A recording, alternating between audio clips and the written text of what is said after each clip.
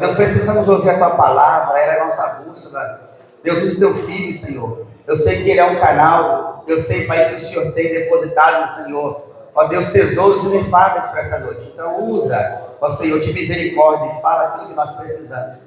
Ó Deus, não aquilo que nós queremos, ó Deus, mas enche nossa alma, Senhor, da Tua palavra, Senhor, em nome de Jesus, amém. Eu cumprimento os irmãos com a paz do Senhor. Amém. É uma alegria estar aqui essa noite. É uma alegria estar nessa casa, de novo junto com os irmãos, com essa igreja. É uma satisfação, eu estou muito alegre, muito alegre. Livro do profeta Oséias, capítulo 14. Amém, irmãos? Amém. Capítulo 14, versículo 3, última parte do versículo. Nós vamos ler uma frase só. Na minha tradução, NVI, está escrito assim, capítulo 14, versículo 3, livro do profeta Oséias. Porque tu amas o órfão. Vamos ler junto? Porque tu amas o órfão. Mais alto. Porque tu amas o órfão. Fecha os olhos. Senhor nosso Deus e Pai, em nome de Jesus, nesta noite eu quero te pedir, Senhor, que o Senhor leve em cativo a nossa mente em obediência à mente de Cristo. E que a porta da palavra esteja aberta aqui esta igreja nesta noite. E que o seu Espírito tenha liberdade, Pai, de falar conosco poderosamente. Que o Senhor possa mesmo, Senhor, visitar a cada coração, edificando, construindo, Pai, iluminando o entendimento de cada um. Desde já, repreenda toda a obra do diabo, todo laço do inferno, toda perturbação na mente, caia por terra agora, no poder do nome de Jesus. Dá-nos ouvido a te ouvir, Pai. É o que eu te peço nesta noite, no teu nome. Amém. Graças a Deus. Pode tomar os assentos. Nós estamos diante de um texto profético. O Senhor me deu para esta noite uma palavra profética para esta igreja e eu já quero começar explicando aos irmãos o que significa uma palavra profética. Nós temos que entender que eu e você, nós temos duas presenças. Eu e você temos duas presenças. Fala, duas presenças. Sim. Nós temos uma presença natural que é essa que está aqui, no culto, física, que está presa a esse tempo, no Cronos, que nós não temos como nem avançar e nem retroceder. Nós estamos seguindo, porque estamos presos nisso daqui. Então nós temos essa presença que reúne aqui nessa noite e que está aqui. Só que todo aquele que é nascido de novo, a carta aos Efésios, capítulo 1, versículo 3, o apóstolo Paulo, ele nos ensina um princípio espiritual. E qual é o princípio espiritual? Ele começa dizendo assim: bendito é o Deus e Pai de nosso Senhor Jesus Cristo, o qual já nos abençoou com todas as bênçãos espirituais nas regiões celestiais, no qual estamos assentados com Cristo nas regiões espirituais. Então eu e você também temos uma outra presença, uma presença espiritual. Se nós temos duas presenças, se uma presença está movendo-se agora, neste lugar, neste ambiente, neste lugar físico, então quer dizer que nós temos uma segunda presença que está movendo em outro lugar, em outro ambiente, em outra estrutura, em outra dimensão, que nós conhecemos como o mundo espiritual. O mundo espiritual é onde Deus habita. Todos os seus desígnios vêm de lá. E é de lá que nós adoramos ao Senhor. Por isso que a Bíblia diz, no Evangelho de João, capítulo 4, que o Senhor procura aqueles que o adoram. Que adoram de que forma, irmãos? Em espírito e em verdade. Então o Senhor, Ele não recebe a nossa adoração nesta esfera aqui. O Senhor recebe a nossa adoração na nossa presença espiritual. É o nosso espírito que ministra o coração de Deus. Por isso que Ele procura os vivos para o adorarem. Porque Ele é Deus de vivo e não de morto. Quem me entende diz amém. Então, é nesse ambiente espiritual que Deus decreta, fala decreta, todos os planos da humanidade. A caneta que está escrevendo a história da humanidade ainda está na mão de Deus. Ele começou a escrever antes de Adão e começou a cumprir em Adão para frente e vai já escrito até a consumação dos séculos. Os desígnios de Deus já estão escritos. Então, se os desígnios de Deus já estão escritos, nós precisamos entender que para esta noite, para este culto, para este momento, nesta exata hora, o Senhor tem uma vontade a ser manifesta no nosso meio. E era você estar alegre. Porque se Deus tem uma vontade, o alvo da vontade de Deus é eu e você. Não, eu vou falar de novo. Se Deus tem uma vontade, o alvo da vontade de Deus para esta noite é eu e você. E por que você tem que dar um glória? Porque a Bíblia fala que a vontade do Senhor é boa. Ela é perfeita e ela é agradável. É dessa forma que o Senhor quer que você saia daqui essa noite. Bom, perfeito e cheio de agradecimento. É por isso que quando Deus vai vendo a história da humanidade, ele faz por graça se manifestar. E uma das formas que Deus se manifesta é levantando um profeta.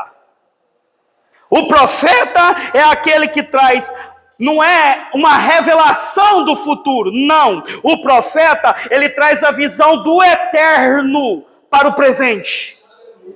Deus, ele enxerga da eternidade tudo o que está acontecendo. No caso do profeta Oséias, a nação aqui já tinha sido dividida.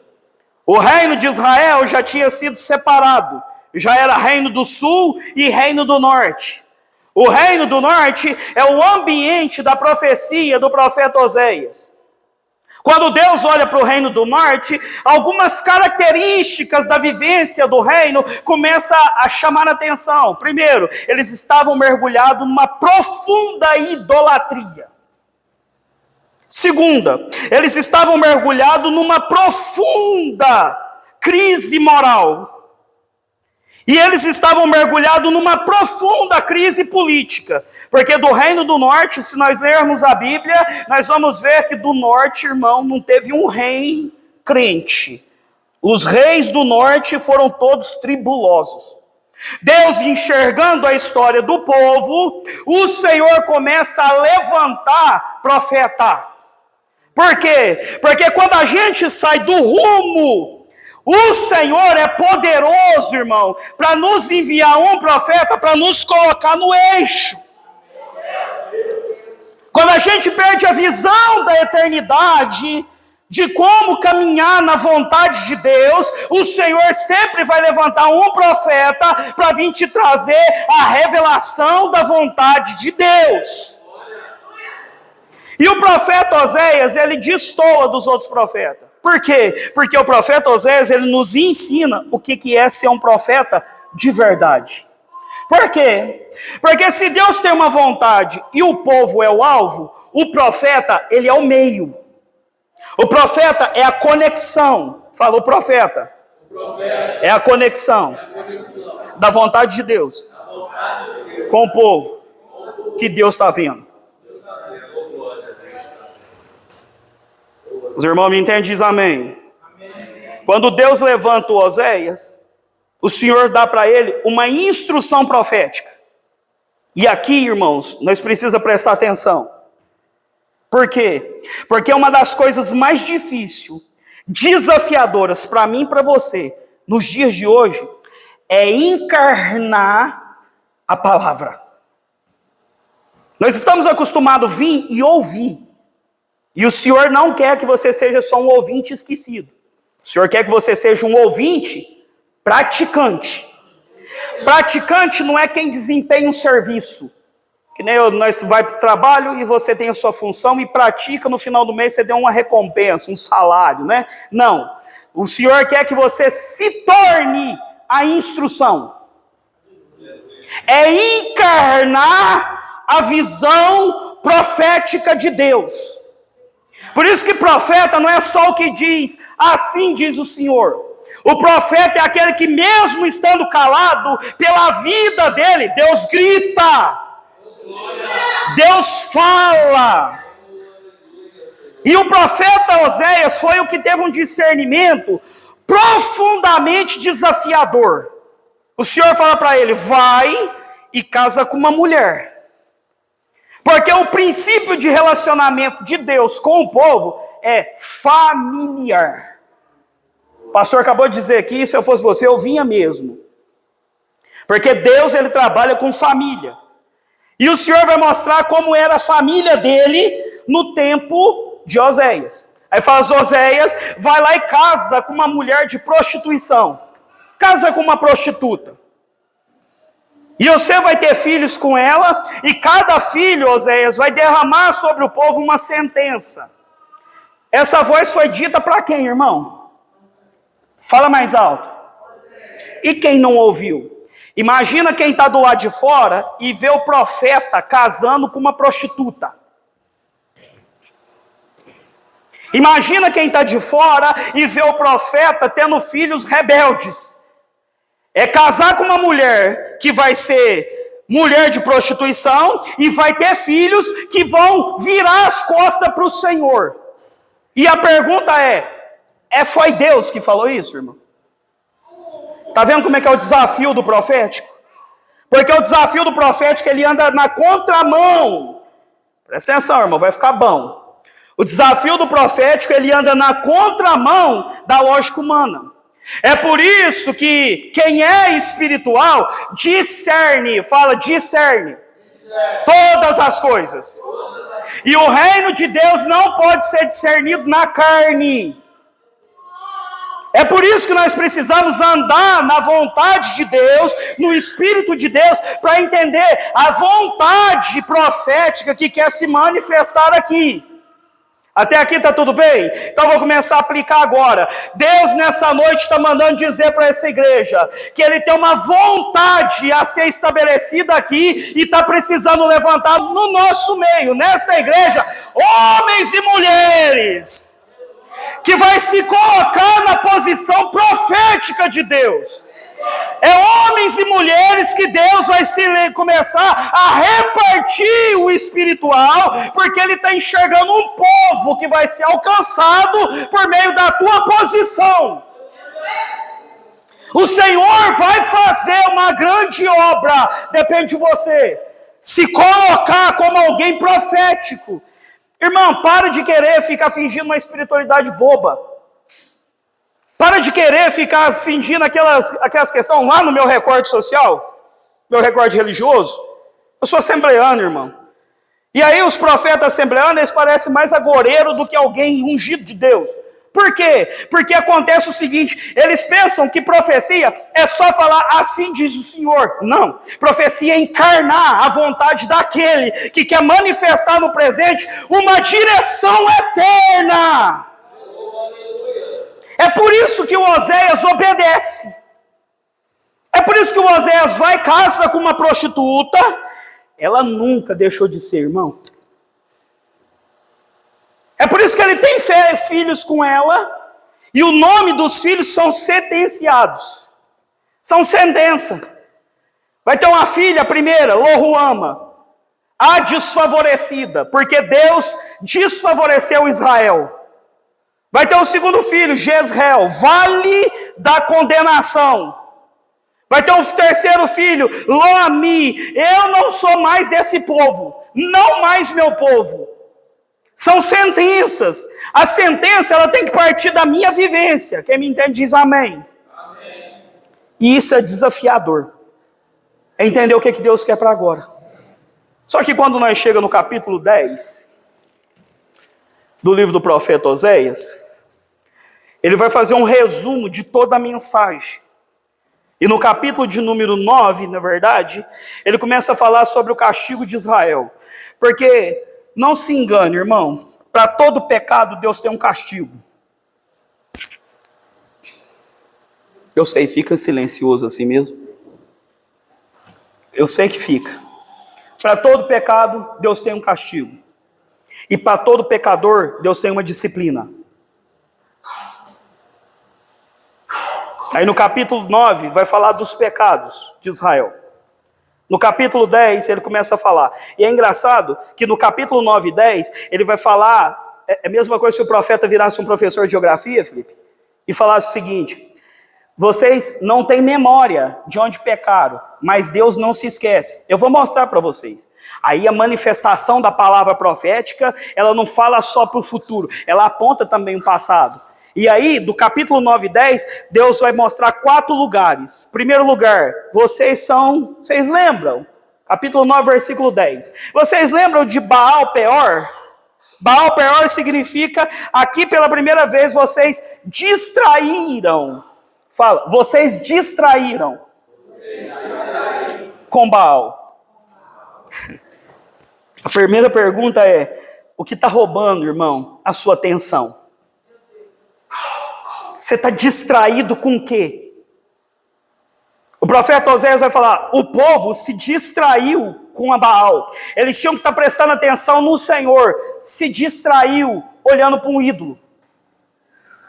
Segundo lugar, vocês conhecem Gilgal, irmão?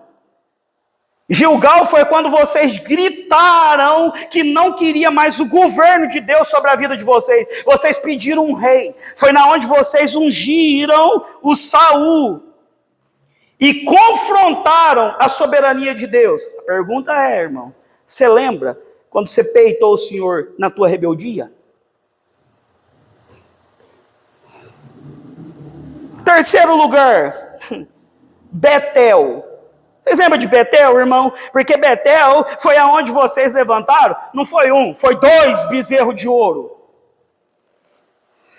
Era um lugar que Deus consagrou. Vocês levantaram 2 bezerros de ouro. Irmão, o que está erguido aí dentro do teu coração?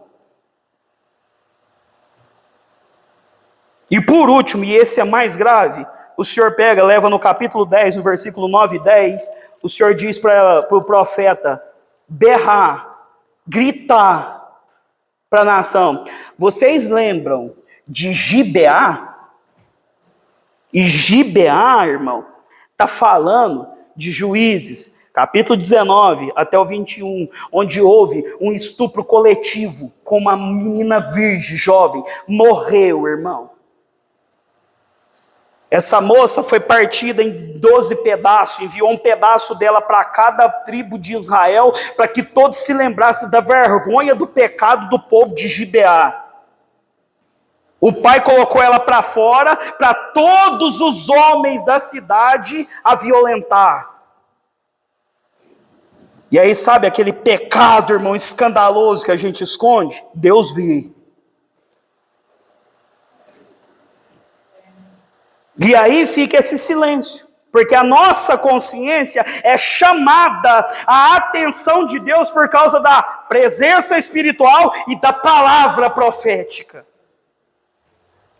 Quando o povo ouve isso, aí sabe o que acontece? Quando chega no capítulo 11, o Senhor começa a falar, eu só estou apontando o pecado de vocês, porque eu quero mostrar quem vocês são para mim. E aqui é lindo, irmã Jaque. É lindo, porque aí o Senhor começa a dizer assim, quando Israel era menino, eu os amei. Não, eu vou ler. E do Egito chamei meu filho, mas quanto mais eu o chamava, mais eles se afastavam de mim. Eles se ofereceram sacrifício aos Baalins e queimaram incenso para que os ídolos esculpidos. Mas fui eu quem ensinou a Efraim a andar. Sabe o que ele estava falando? Vocês para mim eram os meus filhos do amor.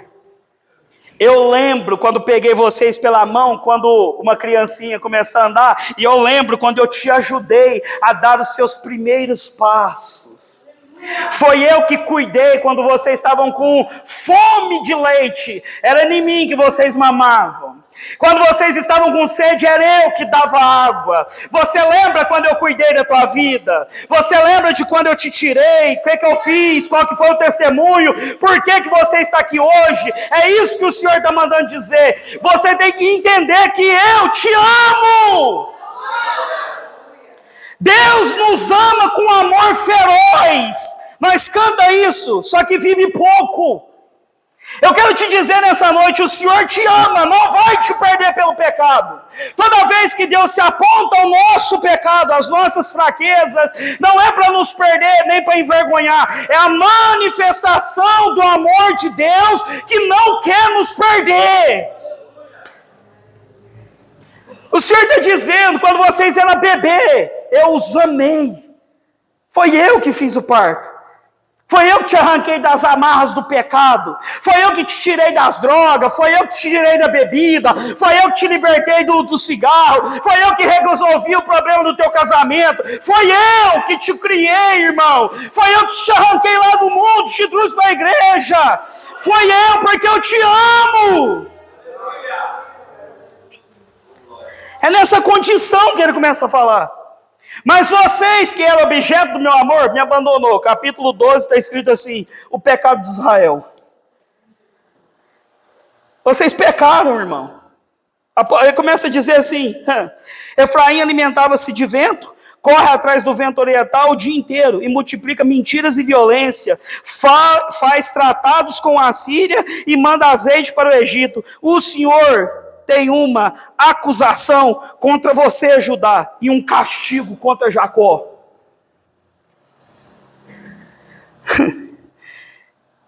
O que mais me assusta é que eu entro em casas de crente, e eu estou falando de crente, não é de ímpio não, quando a gente vai evangelizar, não. É quando a gente faz visita para crente. E tem alguns crentes que acham que sem Jesus dá. É aquela ilusão de que sem Jesus dá, irmão. Eu quero te dizer nessa noite, sem Jesus não dá. A conta não fecha. Irmão, você pode dedicar o que você quiser. Você pode, irmão, entrar com a força do teu braço, de cara para trás. Você pode colocar a tua dedicação. Sem Ele, não dá.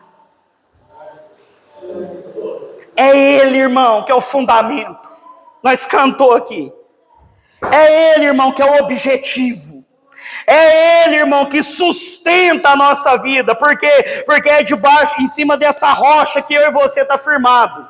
Se essa rocha sai debaixo do pé, vira areia, vai ruir. É por isso que ele faz a questão de chamar a memória Jacó. E ele fala o seguinte, vocês lembram de Jacó?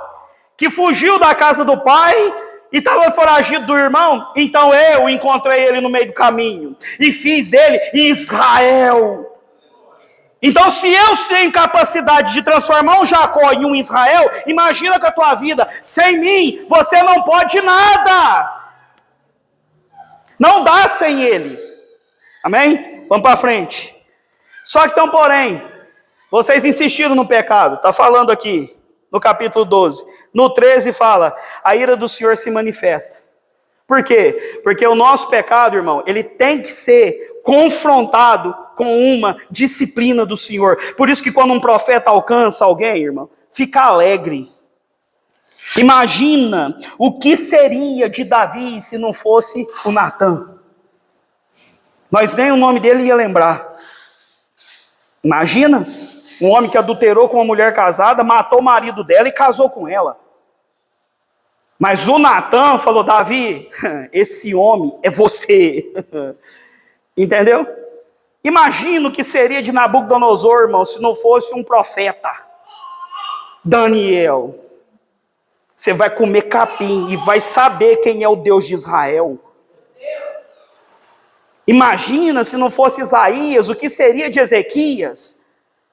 A cama que você subiu, você vai morrer e não vai descer. Ele chora, o Isaías volta, o Senhor te deu mais 15 anos. Por quê? Porque a palavra profética, ela sempre vai nos alinhar.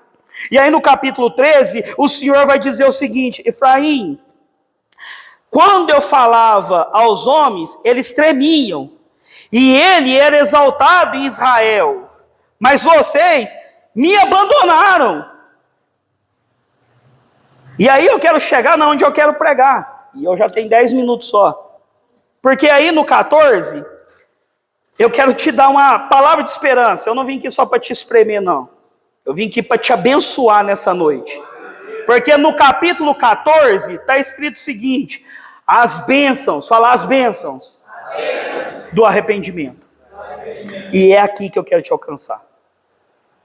Irmão, quando o Senhor nos abre a janela para se arrepender, é porque tem um celeiro de bênção que o Senhor quer despender sobre a minha e a tua vida.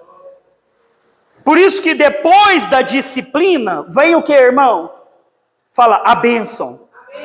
É por quê? Porque nós estávamos no caminho do Senhor, desviou, a disciplina vem, nos coloca de novo no caminho, o caminho aqui do Senhor, irmão, não é mais você que corre atrás das bênçãos, porque no caminho do Senhor, é as bênçãos que correm atrás de você. É a bênção do arrependimento. Arrependimento é voltar para o seu lugar de origem, que é o centro da vontade de Deus. É por isso que ele vai dizendo o seguinte: volte, Israel. Olha que texto lindo, 14, versículo 1. Volte, Israel, para o Senhor, o seu Deus. Quando eu estava lendo isso aqui, meu coração eu não sei se eu fiquei triste ou muito feliz. Porque você imagina você andando errado e o Senhor que criou tudo, os céus e a terra, olha para você e diz: volta hoje. Irmão, ele não precisa ter esse desgaste conosco. E ele olha para mim e para você e fala: volta hoje. Volta para o Senhor seu Deus. Você pode pensar que deixou de ser meu filho. Eu nunca deixei de ser o seu Deus. Volta hoje. Essa palavra é tão poderosa porque ele fala: o Senhor, o seu Deus, eu ainda sou seu. Eu só quero que você seja meu, ô glória. E aí ele começa dizendo: seus pecados causaram a sua queda. Preparem o que vão dizer e voltem para o Senhor. Peçam-lhe, perdoa os nossos pecados. Irmão, é uma confissão. É um arrependimento. É um movimento voltando. E aí você nessa noite pode pensar o seguinte: mas eu já sou crente. Eu já aceitei Jesus. Eu já entreguei minha vida nas mãos dele. Essa palavra devia ser mais evangelística para lá. Essa palavra tinha que ser para alguém, Rogério, que não frequenta a igreja. Essa palavra tinha que ser para alguém que precisa ser evangelizado. É para quem não vem no culto, para quem não é dizimista. Não. É por isso que eu quero ler o versículo 3. Porque o versículo 3 é o seguinte: a Síria não nos pôde salvar, nem montaremos cavalos de guerra, nunca mais diremos, nossos deuses, aquilo que as nossas próprias mãos fizeram. Aí ele diz o seguinte, a frase que lemos: porque tu amas o órfão. E aí orfandade não é quem está dentro ou quem está fora. Orfandade é gente que está dentro e não sabe que é filho. Toda essa história está terminando no versículo 3, na última frase. Porque Deus ama o órfão. Sabe o que eu quero dizer para você nessa noite? Pelo menos a palavra profética que o Senhor colocou no meu coração para essa igreja aqui nessa noite é que Deus sabe que tem muito crente que vem, mas não é filho.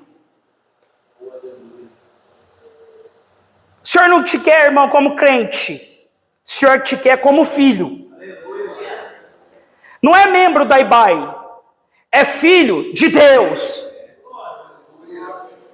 Não é quem está com a carteirinha no hall de membro, não, é quem tem uma disposição de alma, de quem nasceu de novo e foi adotado, oh glória, por aquele que é o Pai da eternidade.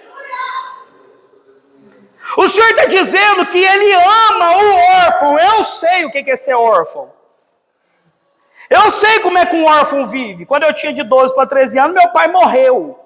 E a ausência da figura do pai, ela deforma o sistema de valores. Ela deforma a visão de mundo. Ela deforma, irmão, os princípios de moral. Ela deforma a questão da coragem para a vida. Ela deforma a nossa existência para os relacionamentos. A presença da orfandade, ela deforma o ser humano. E por que eu estou dizendo isso? Porque talvez você pense que está muito bom vindo para a igreja, participando da célula, está muito bom ter que ir nos departamentos. O Senhor dessa noite está te dizendo, é muito mais do que um serviço, é uma identidade. Deus te ama como filho. Deus quer te adotar nessa noite. O Senhor está te dizendo que se você tem vivido como um órfão, hoje é dia de você conhecer o teu pai. Hoje é o dia de você receber de Deus a paternidade, irmão, que pagou um preço enorme para que eu e você fôssemos chamados filhos de Deus. Filho de Deus, irmão, não é quem frequenta uma igreja. Filho de Deus é quem recebeu um poder, irmão.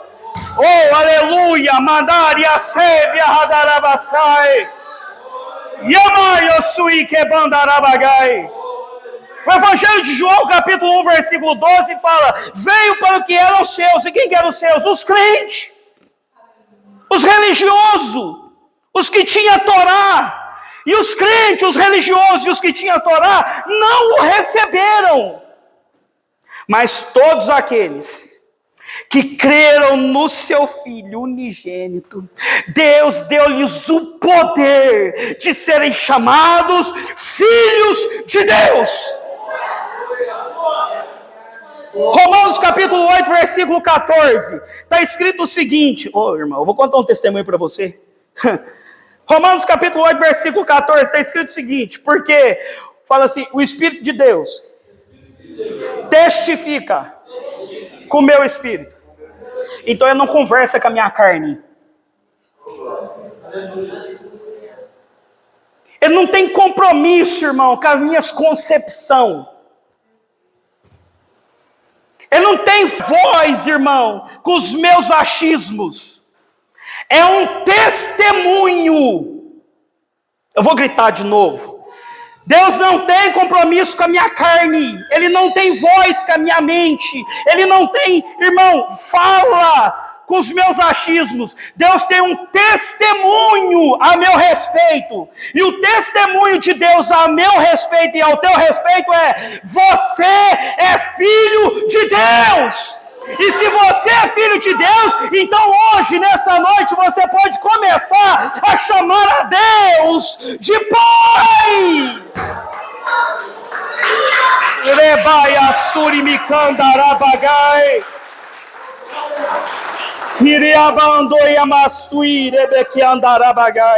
Deus vai levantar nessa terra uma família de filhos, irmão. Eu estou debaixo dessa esperança que o pastor disse aqui, que o último avivamento ele não vai ter o rosto de alguém, vai ter a cara de uma família. Vai ser um reino sacerdotal de filhos. Quero que você estar mais alegre. Eu quero te dizer nessa noite que o Senhor ama o órfão. Estava eu em 2014, na mata no fundo da base da Jocum, Almirante Tamandaré, cidade satélite de Curitiba. Fui confrontado com Deus numa aula sobre nasci campeão. E eu falei, eu não nasci campeão. Porque eu estou aqui, a minha história, nossa Deus amado. A única coisa que eu tenho aqui, Senhor, é ferida. Ferida em relacionamento, ferida familiar, ferida da escassez, ferida da pobreza, ferida.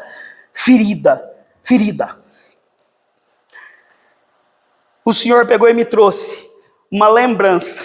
Fui orar, acordei de manhã, fui orar, e sabe qual a memória veio, irmã Sheila? Do meu pai no caixão. Eu tinha de 12 para 13 anos, e eu lembrei que no enterro do meu pai eu não tinha nem chorado, pastor. Não tinha nem chorado direito. E aí, naquela hora, irmão, a carga emocional do luto veio. E aí eu descobri que eu estava sozinho no mundo. Eu não sei se você já passou por isso. Tomara que não.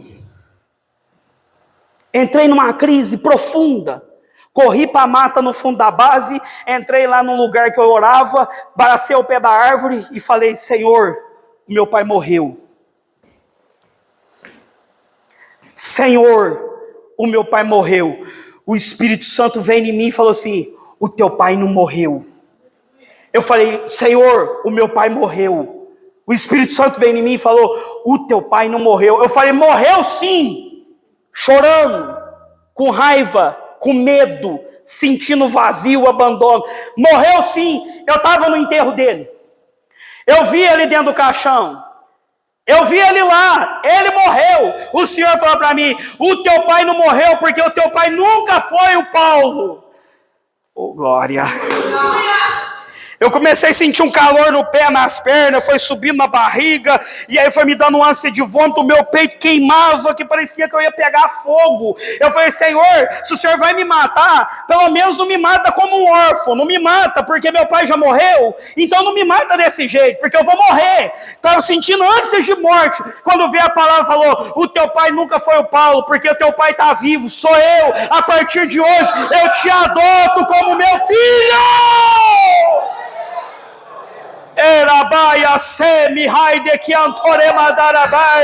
Eu não estou sentindo nessa noite, irmão. Eu não sei se você está sentindo, eu estou sentindo. O Senhor está adotando o crente aqui hoje.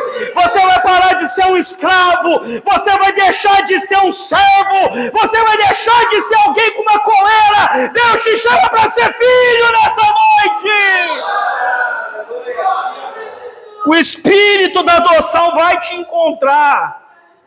Oh, glória, baia sebe que andará bagai. Porque Deus ama o órfão. Deus ama o órfão. E quando chegou, daí para frente, levantei e fui para a aula no outro dia. Estou sentado assistindo a aula. Aí o Senhor disse em mim, dentro da aula, sentado numa cadeirinha, igual essa aí. O Senhor falou comigo: a partir de hoje, eu vou te mostrar o que é ser um filho. E aí começou a construir em mim uma identidade de filho. Virou um seminário. E é o seminário que eu tenho, de identidade. Rodei lá na igreja, lá. No dia que eu rodei o seminário, Jesus me deu uma esposa, porque Ele é bom. Porque Ele é bom, irmão. Porque o Senhor é maravilhoso. O Senhor tem que tratar com as nossas feridas, irmão. O Senhor tem que penetrar nosso coração para além da nossa liturgia, para além das nossas denominações. O Senhor quer levantar uma geração de gente nascida de novo, filhos de verdade. A palavra para essa noite é que se você não se sente filho, ainda que órfão, Deus te ama. Era você ter dado um glória. Se você não está aqui hoje, ainda não se sente filho, ainda que órfão, o Senhor ama o órfão, Ele te ama. Se você ainda precisa ser transformado pelo amor de Deus, num filho de Deus, é hoje o teu dia. É hoje. E eu vou te contar. Pergunta assim, fala: irmão Rogério, como? Presta atenção. Como um órfão vira filho? Aqui eu vou terminar e é para você dar um glória. Como um órfão vira filho? O Senhor me ensinou isso. Depois disso, nunca mais eu fui o mesmo. E essa é a minha esperança aqui para essa noite. Imagina, Felipe, que você sai daqui, vai ali no Lar Pedacinho do Céu. Sabe, Carlos? Lar Pedacinho do Céu, que é um orfanato. Pega umas crianças daquela lá e fala: eu vou levar para casa. Aí você vai lá, primeira coisa, fala assim: existe um procedimento jurídico. Precisa de assinar um papel, passando aquela criança para o teu nome. Fala: o procedimento jurídico é para que a criança tenha direito do meu nome. Só que essa criança que recebeu o nome, ela vai para dentro de casa. E aí ela entra lá dentro da sua casa, ela já vai correr, deitar no sofá, pegar o controle, abrir a geladeira, bater assim, e tá. Vai ou não vai? Claro que não vai, irmão. Tem gente que passa por processo de adoção que a criança acaba de jantar, pega comida, esconde na roupa, guarda no guarda-roupa, medo de passar fome de novo. Escuta que eu estou te ensinando como é que um órfão vira filho. A criança, o processo mais difícil da adoção é a adaptação agora nessa nova realidade familiar. Quem me entende diz amém. Amém. Imagina, irmão, você era do mundo. Você tinha um comportamento tudo errado, irmão. Você foi criado numa cultura, obedecendo os rudimentos do pai e da mãe. Aquela cultura familiar. Sabe? O jeitinho de comer, o tempero da mãe, a roupinha, o jeito de passar, o jeito de vestir, a fala, o comportamento do que gosta, do que não gosta. Foi tudo a família que nos deu isso. Amém? Aí você tinha isso que aprendeu da família, e aí Jesus te salva. E juridicamente, quando você foi num culto, alguém pregou para você e você levantou a mão e falou, Senhor, eu te aceito, juridicamente o Senhor te passou para o nome dele.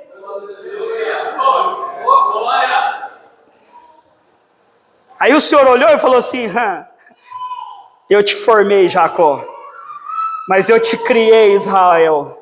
Chamei-te pelo teu nome, porque tu és meu. Aí você sai do mundo e vem para cá, irmão. E aí a mesma coisa de pegar uma criança no orfanato e levar para dentro de um outro lar. Aí você vem para cá, aí você vai ser doutrinado. Aqui agora, você tem que deixar disso, deixar daquilo, o Espírito Santo vai trabalhando, né? Você vai deixando disso e tal. Aí daqui a pouco você tá assim, rapaz, mas lá no meu recorte, você tá um assembleano, daquele fino. E aí a gente pensa que é o assembleano que vai aceitar, que vai entrar no céu. Aí entra para cá, vem para Ibai, chega aqui, toma aquele banho, aí você está aqui, participa da liturgia, né? Entra no hall de membro e tá. Aí você, como batista, tá, top de linha. Sabe o que acontece?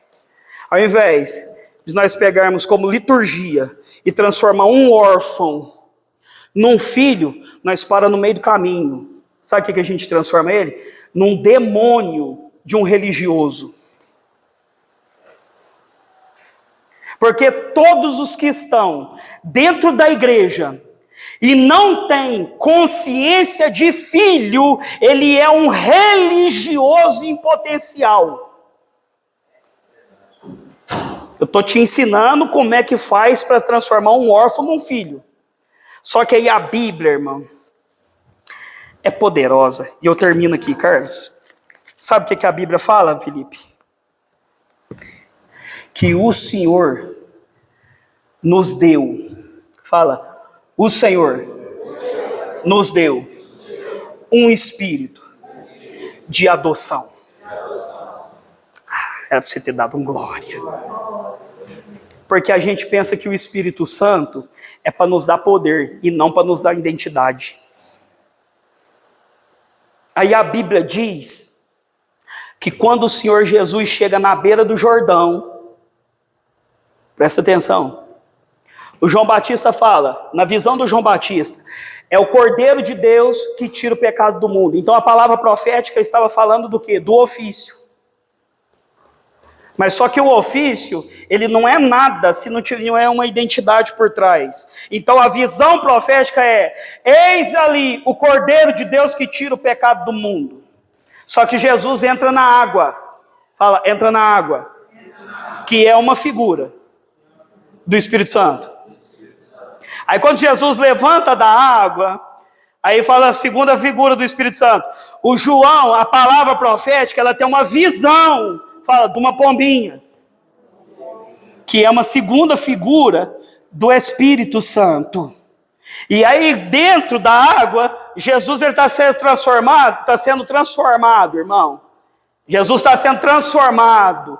Ele está deixando de ser o filho de José. Ele está deixando de ser o filho de Maria. Ele está sendo transformado. Na hora que ele levanta, a pombinha desce, porque precisa de uma revelação que vem de cima. E quando a pombinha desce e repousa, e aí o João Batista fala, eu vi o Espírito Santo descer sobre ele, em forma de uma pombinha. Quando a pombinha desce, aí vem, irmão, o selo. E aí o selo, fala, o selo é a voz do Pai. Eis o meu filho amado, oh glória. Ei, biassurimiki andarabagai. Eis o meu filho amado, em quem a minha alma ela tem prazer. É isso que Deus quer fazer contigo aqui essa noite. É te revestir do Espírito Santo, para você poder ouvir a voz de Pai, te chamando de filho, e você como filho, ter voz para chamar o Pai aqui essa noite. Ei, Rabaia Suribicandarai, se coloca de pé comigo. Rabaia Surimikiandarabagaia sei.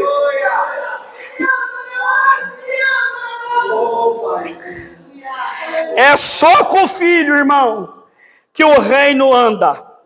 É só com o filho, irmão, que o reino é estabelecido. É só com o filho que a igreja, ela é, irmão, edificada. É só com o filho, irmão, que a tua família vai ficar de pé. É só com o filho, irmão, que as bênçãos de Deus vai ser derramadas sobre você. Porque Deus ama o órfão. E por amar o órfão, ele transforma o órfão em filho. Quem me entende diz amém. Fecha teus olhos, põe a mão no meu coração. Glória. Nós vamos fazer uma oração, irmão. E eu sei que tem crente que veio de igreja. Eu sei que talvez você chegou aqui e talvez tenha algumas ressalvas dentro de você. Talvez você é um bom obreiro, um ótimo servo, um escravo de primeira. O Senhor te quer mais do que isso, tá? O Senhor te quer mais do que isso. Então, eu não vou fazer um apelo aqui para frente, não. Eu quero que você feche os olhos mesmo, coloque a mão no coração e faz um autoexame, irmão. Faz um autoexame. Sabe por quê? Eu estava orando para esta igreja, essa semana eu conversei com o Carlos, e o Senhor me deu uma direção para vocês aqui, para os irmãos, para essa igreja. Recebe isso como uma palavra profética.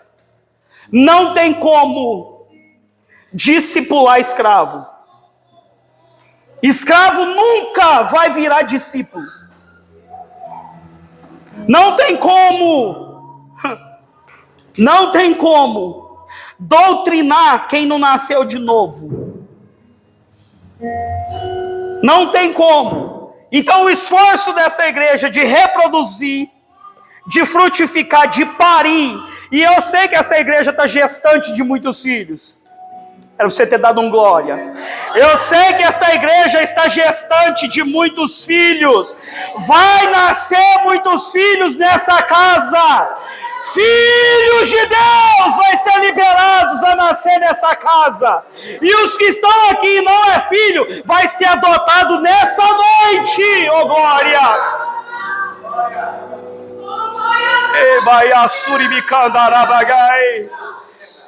Fecha os olhos, vamos orar. Pai das luzes, eu te adoro.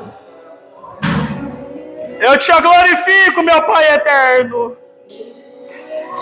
Eu quero te pedir nessa hora, Pai, que o teu espírito de adoção, Pai, vai visitando os crentes aqui, Senhor. Vai visitando aqueles que ainda, Pai, vem só prestar um serviço, daqueles que não te conhecem ainda, Pai, que não teve uma experiência profunda com o Senhor, que anda vacilante, que anda ainda, Pai, acusado pelo inimigo, como se fosse um escravo. Mostra para eles que o Senhor é, Pai, o Pai da eternidade, o Senhor da adoção, o Pai deles nessa noite. Espírito Santo, vem sim, Pai. Vem visitando eles, Pai. Vem enchendo da tua graça. Vem enchendo do teu poder, da identidade do Senhor, Pai. Faz nascer de novo, Senhor, nessa noite. Transforma, Pai, a consciência dos teus filhos, Pai. É o que eu te peço, Senhor, no nome de Jesus.